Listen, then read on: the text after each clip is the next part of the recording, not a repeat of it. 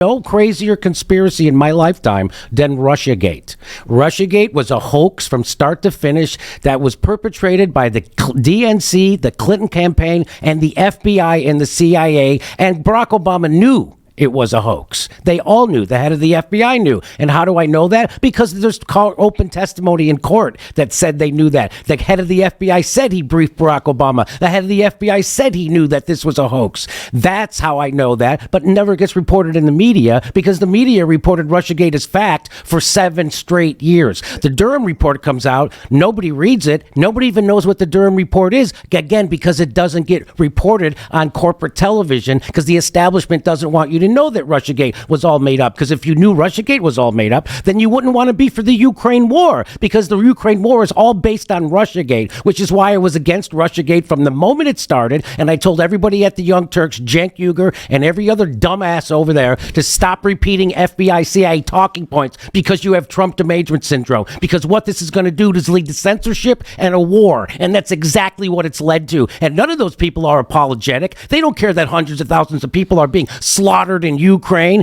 and used as cannon fodder in an economic war from NATO and the West against Russia and China, and we are crushing. We did the, don't you feel like an asshole if you got an electric car, got rid of your gas stove, and then they blow up the Nord Stream pipeline? Those same people telling you to get an electric car and get rid of your gas stove are the people who blew up the Nord Stream pipeline, the biggest ecological disaster in history. They did it on purpose because what the NATO and the West has always feared was Germany and Russia coming together. They feared Russia's manpower and Russia's natural resources coming together with Germany's capital and their engineering. And that's why we blew up the Nord Stream pipeline. And that's why we're tanking. We're doing it to Europe. And I don't understand why Europe puts up with it, but it's just maybe if you look at a map of where all the NATO bases are, that'll tell you why U.S. is the hegemon. But we're losing that right now because what Joe Biden and the neocons are doing right now is way worse than anything that Trump ever did. And they're doing exactly what they said Trump was going to do.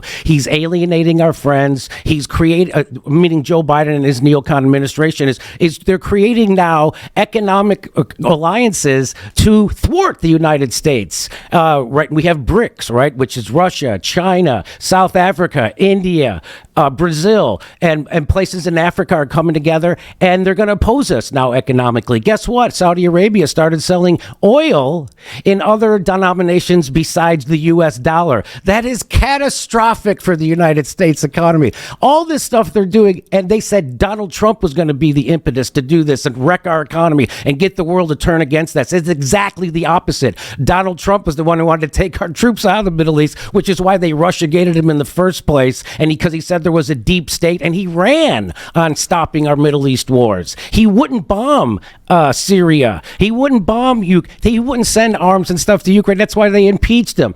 So that's what this is all about. This is a military-industrial complex.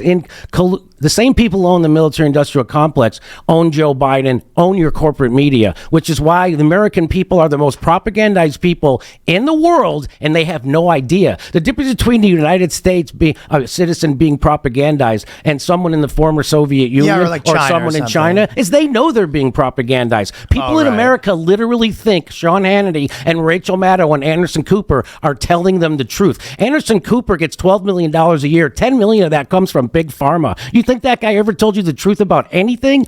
He's a former CIA man, Anderson Cooper. But literally, people think when they open the New York Times, CIA? Yes, he was. What did he do? So I don't know what he did. He's in the CIA. But jerk off patrol. Yeah. So probably Operation Mockingbird. I don't know, something like that. Yeah, it's not over, by the way.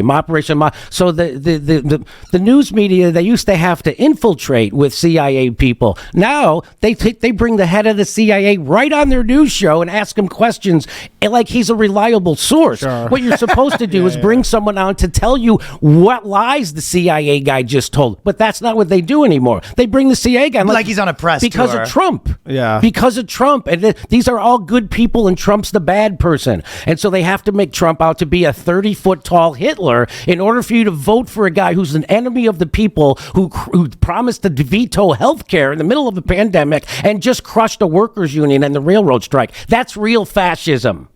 And that's what the Democrats are all pushing.